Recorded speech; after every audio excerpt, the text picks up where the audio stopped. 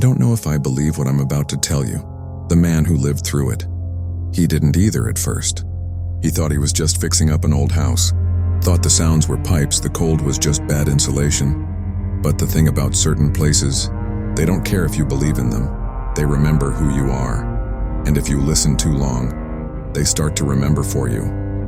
This story's called The Hollow Hours. Take it slow.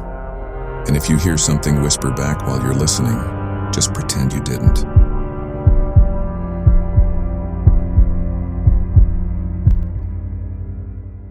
I don't usually talk about what happened in the village of Barrow Fen. Most people have never heard of it, and maybe that's for the best. It sits on the edge of nowhere. A few sunken houses, crooked fences, and fields that never seem to grow the same crop twice. The soil there is black, almost oily, and when it rains, the ground breathes. That's what the locals say. The ground breathes. I first went there in late October after my uncle's death.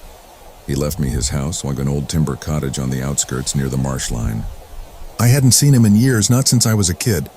My father never talked about him much except to say that he'd gone strange.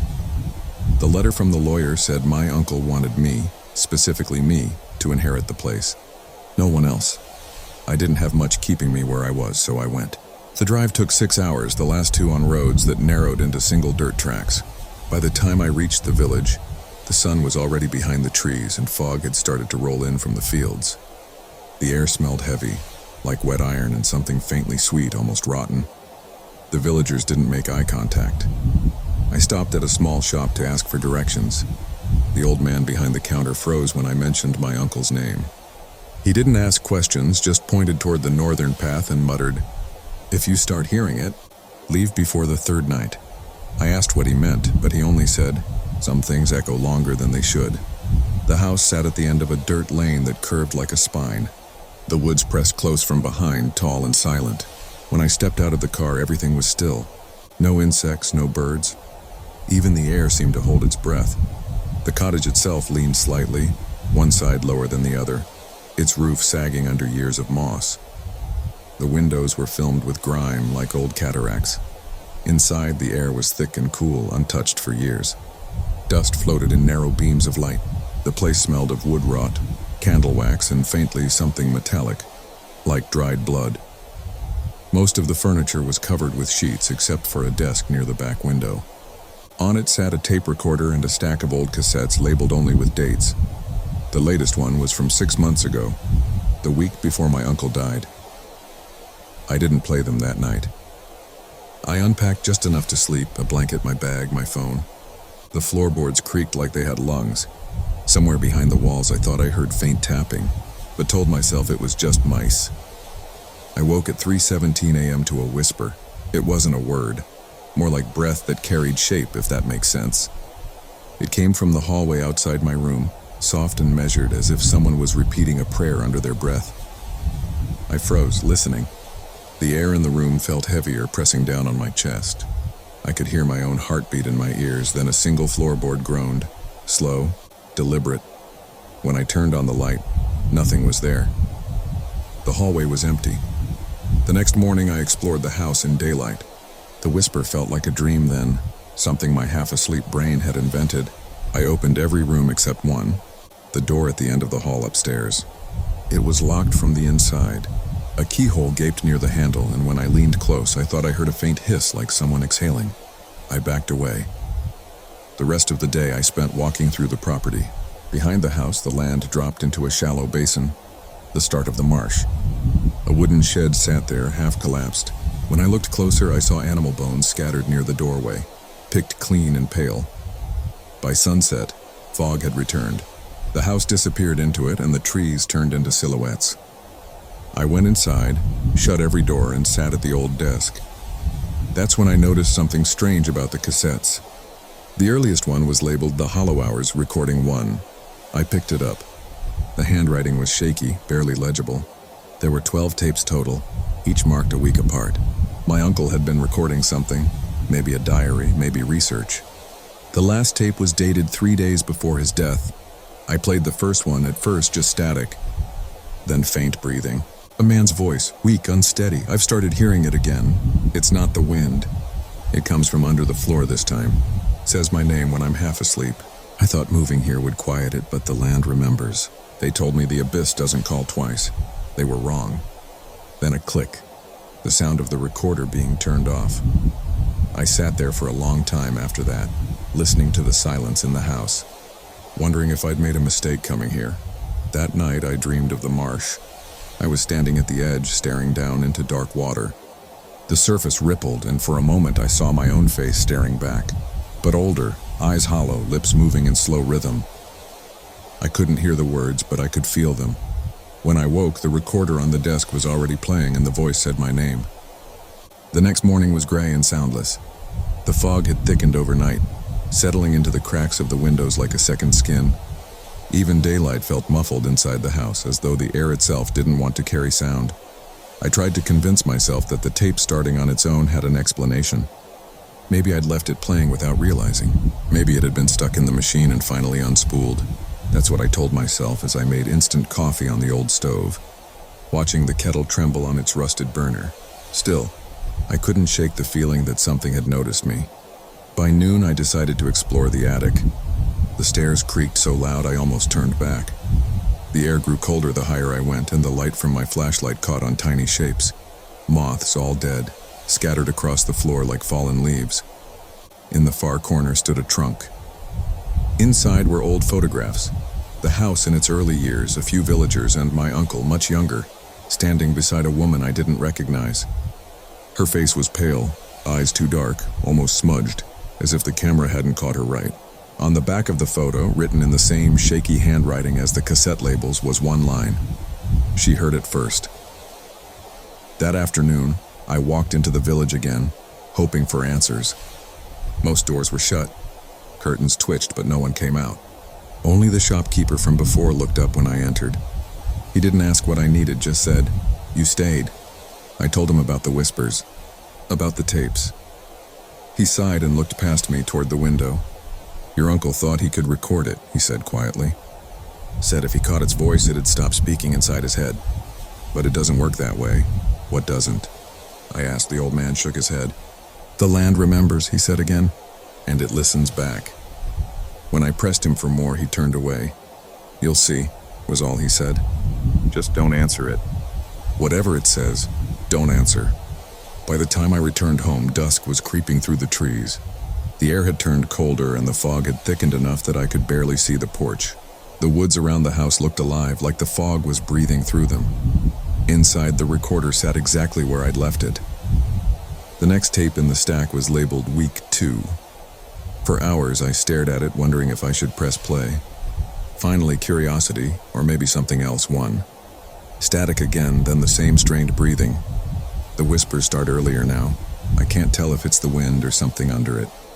Last night it said something I almost understood. A phrase, "The hollow hours are near." I don't know what that means. But when I tried to sleep, I dreamed of a door in the marsh. Wooden, half sunken, something behind it whispered my name. A faint tapping started in the background. Slow, rhythmic, like fingers on wood. Then silence. That night I couldn't sleep. Every creak of the floor felt deliberate. Around 2 a.m. I heard it again, the whisper. Closer this time. It seemed to come from inside the walls. I turned off my lamp and listened. At first I couldn't make out the words, just a murmur like breath against the boards. But then something shifted and I realized I could hear it in rhythm, as if the voice was matching my breathing. In, out, in, out. Then, softly, "You came back." I sat up, frozen. My breath caught, and for a second the voice stopped too. As if it was waiting for me to respond, I whispered, "Who are you?" Before I could stop myself, the silence that followed was too deep to be natural. Even the air seemed to pull back. Then from somewhere near the locked upstairs door came a sound like a fingernail dragging down wood. Slow, long, deliberate. I didn't sleep the rest of the night. By morning, my coffee mug was still trembling in my hand. I told myself I'd leave that day, drive back to the city, sell the house. But when I looked out the window, I saw that the road beyond the trees was gone, completely swallowed by fog. I could barely see the fence line. It wasn't just mist. It moved against the wind, curling around the trees like smoke. Then I noticed something else. Footprints in the damp earth leading from the marsh to the back door. Barefoot human. Small. I followed them only a few steps before they disappeared into the mud, but I swear I could still hear faint movement out there. A slow splash as if someone was wading in the shallow water. That evening, I found another note tucked under the stack of tapes. I hadn't seen it before. It was folded and stained, the paper soft with age. It read, "If you hear it speak your name, it's already begun. The abyss doesn't take, it trades." The last word was underlined twice. I put the note down and stared at the recorder. The third tape was waiting. That's when I realized something that chilled me more than anything else. The voice on the first two tapes, my uncle's voice, it didn't sound quite the same anymore. It was changing, growing slower, quieter, as if another voice was learning to speak through him. When I played the start of the third tape, I didn't hear him at all. Just breathing, and then my name again. By the third morning, the air inside the house had changed. It wasn't just the smell, though that had grown sharper, something like old wood mixed with damp metal. It was the texture of it. The walls seemed to hold a quiet vibration, as if the house was constantly humming just below hearing. I avoided the recorder that day. I couldn't bring myself to press play again. Instead, I walked through the rooms with the uneasy resolve of someone checking for gas leaks, knowing full well it's not the gas that's killing them. Everything felt slightly wrong. The hallway stretched longer than before. The clock in the kitchen ticked irregularly. My reflection in the window lagged for a heartbeat before catching up. But the locked door upstairs, that was the real weight pressing on the house. It sat at the end of the hall, warped and uneven, with deep scratches around the handle. The keyhole was wide enough to peer through, but I'd avoided doing that since the first night. That morning, though, I couldn't resist. Something about the stillness of the house made it impossible to ignore. I knelt, leaned close, and looked through the keyhole. At first, nothing. Just darkness and dust motes drifting in a shaft of light. Then this movement, a flicker, like someone stepping just out of sight. My breath fogged the keyhole, and for an instant, the air coming from the other side felt warm. I jerked back. The rest of the day I spent pacing, pretending to clean, pretending to be sane. The villagers' silence echoed in my mind. Don't answer it. By late afternoon, I'd made up my mind. If there was something in that room, I needed to know. I searched the drawers and cupboards until I found a small brass key taped to the underside of my uncle's desk. Written beside it in thin handwriting was a single word: when ready. The key fit perfectly. The door opened inward with a groan that sounded more like a sigh. The air that spilled out was cold and dry, almost sterile. Dust hung in the light like floating ash. The room wasn't empty. It looked like a study, though stripped of comfort. Bare walls, a single chair, and a table littered with half-burned candles. On the far wall, a large mirror leaned crookedly against the floorboards, its surface veiled with soot and cobwebs. The floor beneath the table was carved, concentric circles with uneven lines connecting them, like a crude symbol scratched into the wood with something sharp. In the center of the symbol sat a small tin box, sealed with wax. My first instinct was to leave it alone, but curiosity, or something deeper, pulled me closer. The wax cracked easily under my thumb. Inside the box were several yellowed sheets of paper, each filled with jagged handwriting. The top one read, "The Hollow Hours, the Ritual of Preservation. The soul may anchor through exchange when the body wanes. The whisper guides. The mirror confirms." Another line below it, "Never look too long. It learns your face." I turned to the mirror. The layer of soot blurred my reflection, making it look like I was underwater. But something about it was off. My reflection's head tilted a second too late, its eyes just a little too still. I stepped closer. There was movement behind my reflection, faint, like someone standing just over my shoulder. I spun around, but the room was empty. When I looked back, the reflection smiled. It was the smallest twitch of the lips, but unmistakable. My own face didn't move. I stumbled backward, knocking over the chair. The sound shattered the silence, and with it, the entire house seemed to respond. A creak in the floorboards, a whisper through the walls, the low hum deepening to a pulse. I slammed the door shut and locked it. For the rest of the night, I sat downstairs by the recorder, too afraid to sleep. The house felt awake, Not haunted in the storybook sense, but aware. I could hear faint movement from upstairs, floorboards bending under slow, deliberate steps. Just before dawn, a soft knock came from the locked door. 3 times, measured, patient. I didn't move. Then a voice, my uncle's, hoarse and trembling, spoke from the other side. "It's almost time. Don't make the same mistake I did." Silence followed, and then, faintly, like the house exhaling, "You already have." I didn't go upstairs again. The following day, I listened to the 3rd tape. I don't know why. Maybe I hoped for an explanation, maybe I just needed to hear a human voice, even if it wasn't really human anymore. It began with heavy breathing and a scraping sound, wood against metal. Then my uncle's voice barely above a whisper. "The mirror shows what waits beneath. It wants to trade. It said my time is nearly hollowed out." I thought it meant death, but now I think it means something worse. He paused, as if listening. Then, in a softer tone, "If anyone hears this, leave before the 7th night. The abyss doesn't call you. It answers you." The tape clicked off, leaving nothing but static. That night I noticed the locked door again, only it wasn't locked anymore. It was open by an inch, and the mirror inside reflected the hallway, empty except for a faint, shifting shadow standing right where I was. I didn't sleep the night the door opened. I sat in the living room with the recorder beside me, staring at the stairs, waiting for movement. None came. Just that quiet pulse in the walls, like the house had a heartbeat. When dawn finally came, I went upstairs. The door at the end of the hall was open wide now. The mirror had been moved. It no longer leaned against the wall, it was standing upright in the center of the floor. A perfect circle of dust marked where it used to be. I couldn't see my reflection properly at first. The glass seemed to ripple like it was full of smoke. When I got closer, the reflection snapped into clarity so fast it made me flinch.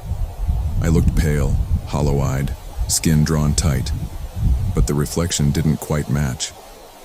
My mouth didn't move when I breathed, and when I raised my hand to touch the glass, the reflection hesitated, just for a second before mirroring me.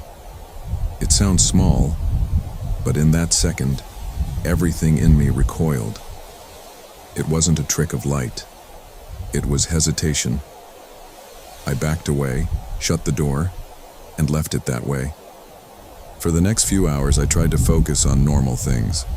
I cleaned, made tea, tried calling someone, but there was no signal, not even a flicker. My phone battery drained faster than it should have. By evening, fog had swallowed the house again. The air grew heavy, humid, and still.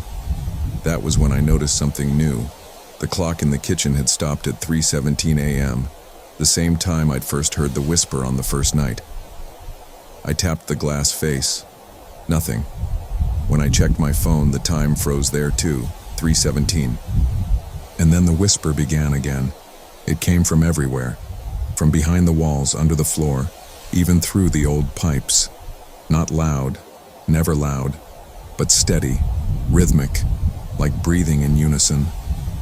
I tried to ignore it, but the whisper followed me from room to room as if it was waiting for me to stand still long enough to listen. Finally, I did.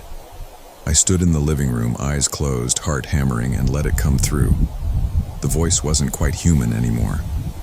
There was a depth to it, like hearing someone speak from inside a cavern, their words echoing back with something else layered underneath. It didn't call my name this time, it said something else. The hollow hours begin when the clocks stop. I opened my eyes, and the room wasn't quite the same. The light had gone flat, gray, and motionless. Dust hung mid-air, unmoving. Outside the window, the fog didn't drift. It just stayed. Time wasn't moving. I walked to the window. Beyond the glass, the world looked drained of color. The trees were still, frozen mid-sway. I couldn't even see my own breath fogging the window pane. I turned back toward the mirror room. The door was open again. The whisper was louder near it now, not echoing anymore. Present. I could almost make out two voices woven together. One male, one female, speaking the same words in unison. When I stepped into the room, the mirror's surface rippled like disturbed water. My reflection was gone. Instead, the glass showed the same room but with someone else standing in it. My uncle. He looked directly at me. His mouth moved slowly, soundlessly, before the whisper returned, not from the mirror, but from inside my skull. "It doesn't end, it trades." I stumbled backward, my pulse thundering. The reflection of my uncle didn't move this time. He just stood there, staring, as cracks began to spiderweb across the mirror. A low hum filled the air, building to a sharp pressure behind my eyes. When the mirror finally shattered, it didn't fall outward. It fell inward, as though the glass had swallowed itself. The noise cut off instantly. The next thing I remember is waking on the floor, sometime after dark. The mirror was gone. Only its frame remained, empty and black. My head ached. The recorder downstairs was playing again. I went down, half aware of my own footsteps. The tape spinning inside wasn't one I'd put in. It was unlabeled, the plastic casing cracked. The voice that came through was distorted, layered with static, but it wasn't my uncle's anymore. It was mine. "I've been here too long," the voice said. "I can't tell when it started or if I ever left. The hollow hours are when the soul slips. The whisper teaches you how to fit inside the silence. When it's done, there won't be a difference between you and the echo." Then faintly beneath my own voice, "You already sound like him." The tape clicked off. Outside, the fog pulsed once, like a breath drawn in, and for the first time since I arrived, I thought I saw something moving in it.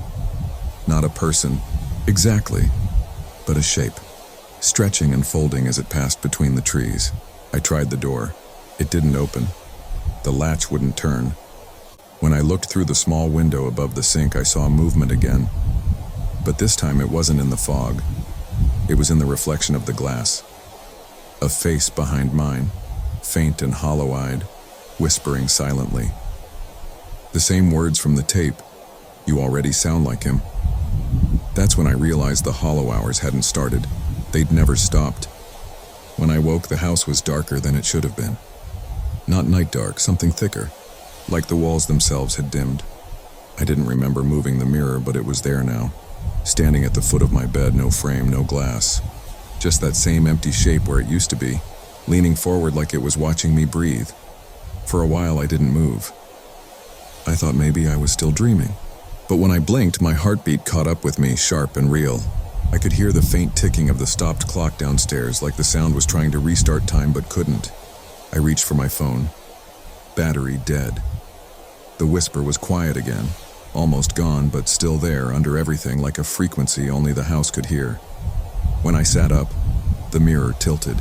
Not much, just enough to creak. I didn't want to get closer, but the longer I stared, the more I felt something on the other side. Some faint pull behind the air.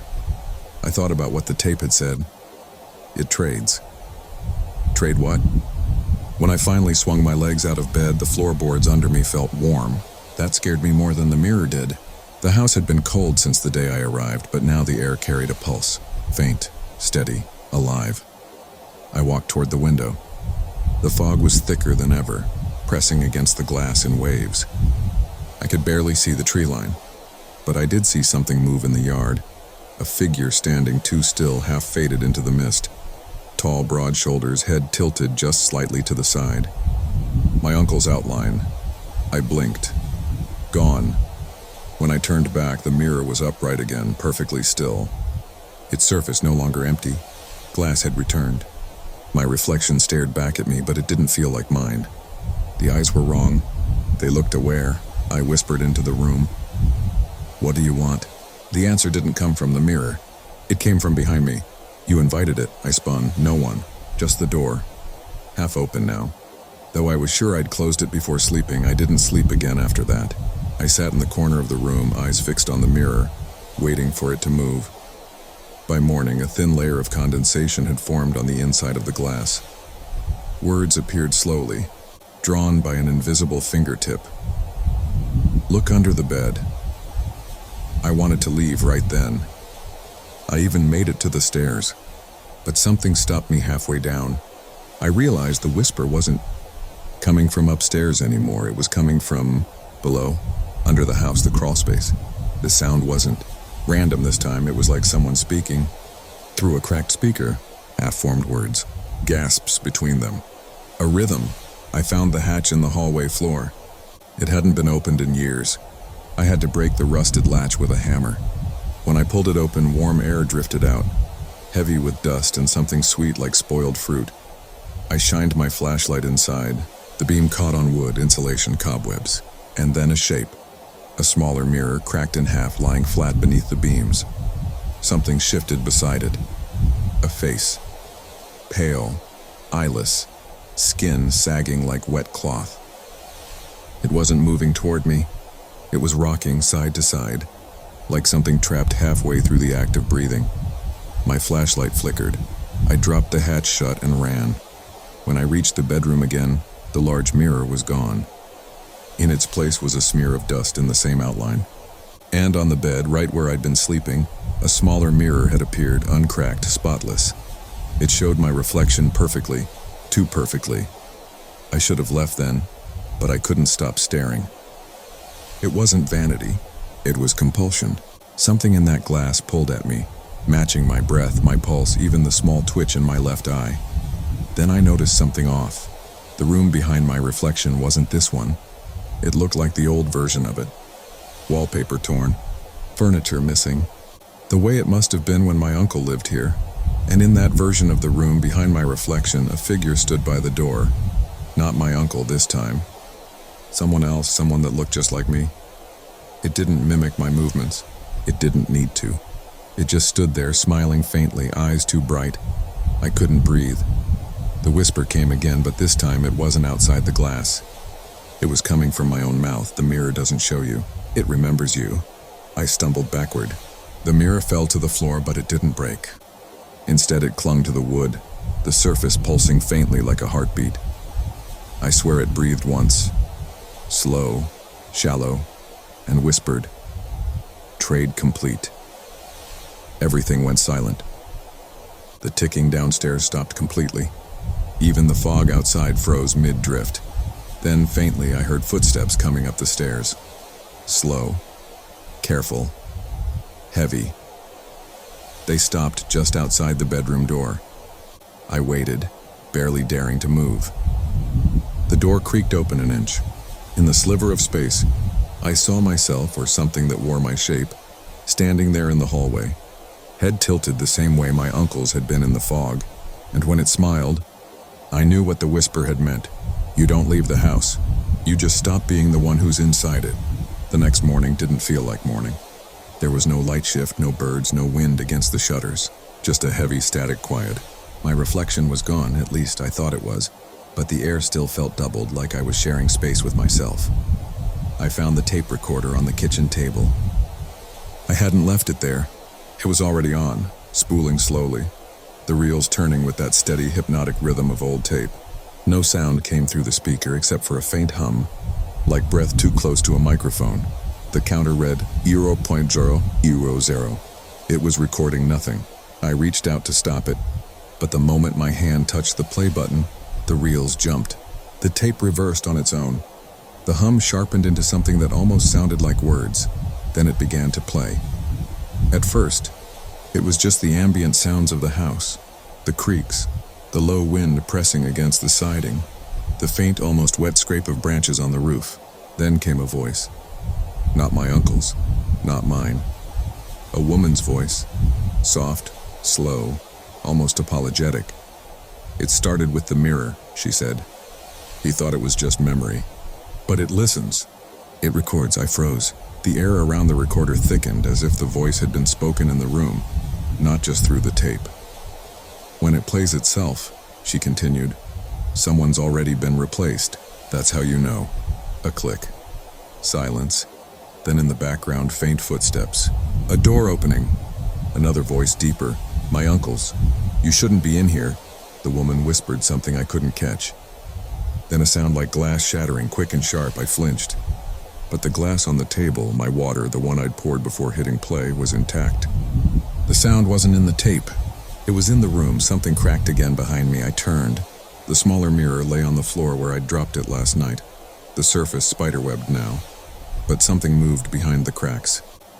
A faint, wavering image, like a face pressed too close to fogged glass. The voice on the tape started again. He tried to stop it. Tried to burn the room. But it doesn't live in walls. It lives in recordings, the tape hissed. Then a low thrum of distorted sound like someone humming through metal. My pulse spiked. I stepped back. The recorder clicked again, but now it was fast-forwarding. The counter flickered through random times, 13, 14, 99, 99, before settling again on 0. Then I heard my own voice. The walls. They remember me. I dropped the recorder. It didn't stop. The tape kept turning, the speaker whispering fragments of things I'd said in the last few days, muted, rearranged, wrong. My questions, my fear, all fed back in a loop, played through someone else's tone. Who do you think you are now? Look closer. Trade complete, I unplugged it. The reels kept spinning. I smashed the recorder against the counter, but the sound didn't come from it anymore, it came from the walls. The entire house had picked up the hum, like a resonant frequency vibrating through the beams. I backed toward the hall. The whisper wasn't in one place now, it was everywhere. Every surface echoed a different line, all overlapping, all whispering the same few words in 100 voices. He recorded the soul. The hollow remembers. The abyss has playback. The floor shifted under me. I thought it was an earthquake at first, but it wasn't the ground, it was time. Everything tilted a second too slow. I saw after images of my own movements faint and flickering, like I was being delayed in reality. I caught my reflection again in the cracked mirror. My mouth wasn't moving, but the reflection's was. It was whispering faintly, lips curling around a single phrase. You've already been recorded. I stumbled into the living room. The static followed. Every old photograph on the walls, my uncle's, my grandparents', buzzed faintly as if caught between stations. The faces in them blurred, then straightened, then blurred again. I found the letters from my uncle in the drawer, the ones I hadn't opened yet. The top one was sealed with tape so old it had yellowed. Inside, a note scrawled in uneven handwriting. If you're reading this, it means I failed. Don't speak into it. Don't let it catch your voice. Burn it before it learns your name. By the time I looked up, the tape recorder had started again on its own. You didn't burn it, my voice said. Perfectly clear, and for the first time, I realized something. There was no power running through the house. The cord was still unplugged, and yet the reels turned, the speaker alive with that impossible hum. I tried to leave, but when I opened the front door, the fog was pressed against it like glass. I couldn't see the porch. I couldn't even see my own hand past the frame. The hum rose again, louder now, vibrating through the air until every window pane shuddered. The reflection in the mirror at the end of the hall turned its head toward me. Then the tape spoke one final time. My voice and my uncle's speaking together, perfectly in sync. When you hear your own recording, it means it's not you anymore. The reels stopped. The fog thinned just enough for me to see a figure standing in the doorway's reflection, myself. Again, staring back from outside the house this time, pale and silent. I reached forward to shut the tape off. The voice on it whispered, "You can't turn it off. You're what's playing." And then, for the first time, I felt the whisper inside my mouth. Not around me, not in my ears, but moving through me. Like static behind my teeth. That's when I finally understood. The abyss doesn't echo you. It records you, and then it plays you back until no one can tell the difference. There's a point when fear stops being sharp. It dulls into something quieter, heavier, a kind of understanding. That's what I felt when the recording ended. Not relief, not panic, just the weight of knowing I'd gone too far down to climb out. The fog hadn't lifted. Every window looked like frosted glass now. I could see faint outlines moving outside. Not shapes exactly, but impressions like memory trying to take form. I didn't remember sleeping, but I woke on the floor near the stairs. The tape recorder beside me reeled still and silent. My throat hurt like I'd been talking for hours. When I pressed play, there was no sound and only breathing. Mine. The whisper had changed now. It wasn't behind the walls or in the mirrors. It was beneath everything, woven into silence itself. I could hear it even when nothing was happening. Even when I held my breath, I started hearing her too. The woman's voice from the tape, faint and near my ear. You can't leave until it replaces you. I told myself it was imagination, exhaustion, isolation. But deep down I already knew. I could feel it like static beneath my skin. something rewriting me line by line. By late afternoon, the light coming through the fog turned amber, almost liquid. It filled the rooms in slow motion, like time didn't trust this place anymore. I walked into the hallway where the family portraits hung. The faces were wrong now. Not blurred, changed. My uncle's features had softened into something closer to mine. And the more I looked, the more I realized every portrait now resembled me at different ages, different moods. The youngest version was smiling. I pulled the frames down one by one and stacked them face down. When I reached the last one, I found a small dusted key taped to the back. It looked like the key to the attic. The door was hidden behind an old wardrobe upstairs. The key fit perfectly, turning with a soft click. The air that came out smelled stale, but not dead, like a breath that had been held too long. The attic was smaller than I'd imagined. Wooden beams, low ceiling, a single narrow window looking out into nothing but white fog. In the center, an old trunk. When I opened it, I found only one thing inside, a reel of tape. No label, no case. Just a single piece of masking tape across it with the words, "The Hollow Hours," written in a trembling hand. I didn't bring the recorder up. I didn't need to. The whisper started the moment I touched it. Trade begins. The floor beneath me vibrated, and every sound in the house dropped an octave, like the building itself was exhaling. I dropped the reel. It rolled across the floor and hit the far wall, coming to rest near the window. And then I saw it. Outside. Through the glass. The figure again. The same height. The same posture, me. It wasn't fog distorted anymore. It was crystal clear. Wearing my jacket, my shoes, even the same cut on my palm from earlier that week. It lifted its hand and pressed it to the glass from the outside. I watched as its breath fogged the pane. It drew something there with its fingertip. A spiral looping inward, tighter and tighter until it vanished into itself. The whisper in my head grew louder. It wasn't words now, it was rhythm. A slow pulse syncing with my heartbeat. I backed toward the stairs.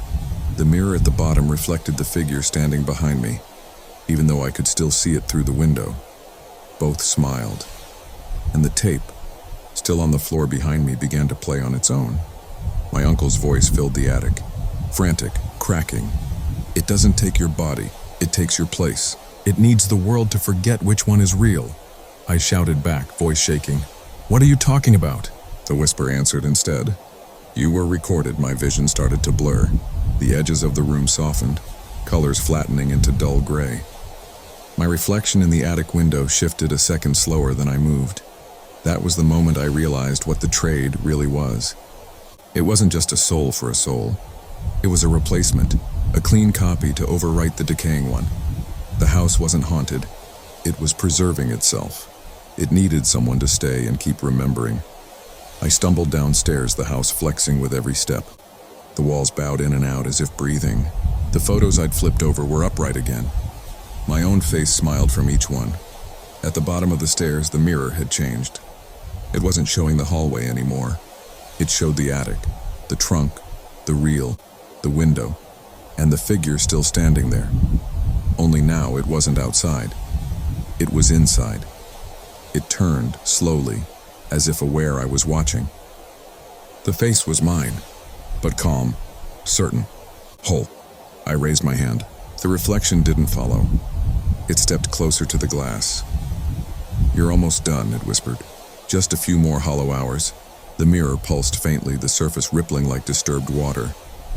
My own reflection reached out, hand meeting mine through the glass. Warm. Alive. And I finally understood what the abyss was. Not death. Not madness. Memory. A place where the house keeps all the voices it's already taken, waiting for the next one to speak. The whisper isn't a ghost. It's just an echo of what you used to be. That's the last part I remember clearly. The rest feels fragmented, a series of still images like scenes spliced out of order. The fog clearing just enough to see the figure walk away from the house. My figure. The sound of footsteps fading into quiet. The feeling of someone else breathing through my lungs. Sometimes, I still hear the tape playing faintly in the dark. Even now, miles away from that house, and sometimes, when I catch my reflection in windows or glass, It's a second too late. When I finally left that house, or at least thought I did, the air outside didn't feel any different. The fog hung the same way, soft and heavy, swallowing every sound before it could echo. My footsteps made no noise on the path. The trees were motionless. Even the birds were gone. I kept walking until I saw the outline of the road, the same one that led in from the village. It was empty. The sign that used to say Marrow's End was gone. Only the post remained, splintered and blackened like it had been burned. I remember thinking I made it out, but then I heard it. A faint ticking, not from a clock, none of them worked. This was slower, familiar. I reached into my pocket and pulled out the tape recorder. It shouldn't have been there. I'd left it on the kitchen table, smashed beyond repair. Yet it looked untouched now. The reels turned lazily, though no tape ran through them. The counter glowed with a single word: playback. I should have thrown it into the ditch and kept walking. I should have ignored it. But my thumb pressed play before I could stop myself. The sound that came through wasn't static this time. It was footsteps. My footsteps crunching over gravel, breathing hard. Then the voice came, slow and tired. You never left. The whisper rode the words like a second layer of sound, an undertone shaping each syllable. I looked down at my boots. The ground beneath them wasn't gravel anymore. It was wood. The porch steps, I turned around. The house stood behind me exactly where I'd left it. No distance between us at all, as if the road, the walk, the whole attempt to leave had been an idea that never happened. A chill ran through me so deep I almost laughed. I wasn't outside. I never had been. The tape continued. The trade completes when you stop remembering which one you are. My vision rippled. The trees bowed inward, their outlines smearing. The fog thickened until the world flattened into shades of gray and silver. I stumbled toward the door. It opened before I touched it. Inside, the house was clean, perfectly arranged. Every mirror whole, every clock ticking in perfect sync, and sitting at the kitchen table was someone waiting for me. Me, or the version that had left. He smiled, my smile, but steadier, more certain. The kind of calm you can only have once the fear is over. You're early, he said. I tried to speak, but my throat closed. It's fine, he continued. It's always confusing at first. You think you're still the one walking? He pushed the tape recorder toward me. It was glowing now, a faint red pulse behind the buttons. Play it one last time, he said. That's how the house keeps balance. I backed away. I'm not playing it again. He tilted his head, the exact way I'd seen my uncle do in the fog. Then it'll just keep looping. Something about that word, looping, hit wrong. It wasn't just the recording that replayed, it was me. Every movement, every word repeating through different bodies, different names. He stood. The air between us shimmered like heat above asphalt. My reflection flickered between us. Him in the real light, me in something dimmer, like I was fading through film grain. You've been here before, he said. You were the one who found the letters. The one before that was my uncle. The one before him was her. He gestured toward the corner. The woman from the recording sat in the shadows, motionless, her eyes black with reflection. The whisper rose again, weaving through the ticking of the clocks. One remembers. One replaces. My double stepped closer. You decide which you'll be. I looked at the tape recorder again. The reels had stopped turning, but the counter still moved. Counting upward, I reached for it. He smiled. That's how it starts. The whisper pressed close to my ear, 1,000 faint breaths forming a single phrase. Record. I hit the red button. At first, I thought nothing happened. Then my double exhaled, a long, relieved breath, and the light in his eyes dimmed. He looked suddenly exhausted, like someone waking from a long dream. He walked past me toward the open door. The fog outside was gone now. There was real light beyond it. Before stepping through, he turned and said softly, "You'll forget. That's part of it. Just don't listen when it starts playing." And then he was gone. I looked down at the recorder. The counter had reset. The reels turned slow and steady. I pressed play. My own voice filled the room. This story was sent in by a listener. They said it happened to their uncle, somewhere near a village called Marrow's End. The blood drained from my face.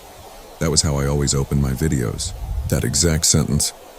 No one knows what really happened inside that house. All they found were the tapes.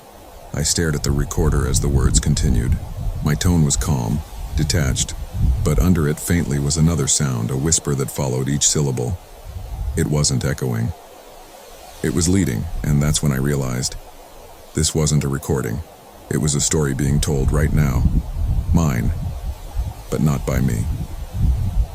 The clock stopped. The house went silent. The whisper had no reason to hide anymore. The abyss doesn't take you, it breathed. It becomes you. The mirror above the fireplace shimmered faintly. My reflection smiled back, then looked past me toward the screen, toward whoever would hear this next. And if you're hearing it now, wherever you are, if you feel something behind you when the sound fades, don't turn around. It's just waiting for the next voice to trade places. He stopped answering calls a week after the last recording. The house was found empty, but the tape, the one that played by itself, was still recording. They said it caught the sound of breathing for hours after. I've listened to that file. I can't tell if it's wind, or if it's someone whispering the same word over and over. Stay. Maybe he did. If you felt something while listening, don't replay this one. Let it fade. Some stories stay quieter that way. This was The Hollow Hours You're Watching. Soul from the Abyss. Sleep light tonight.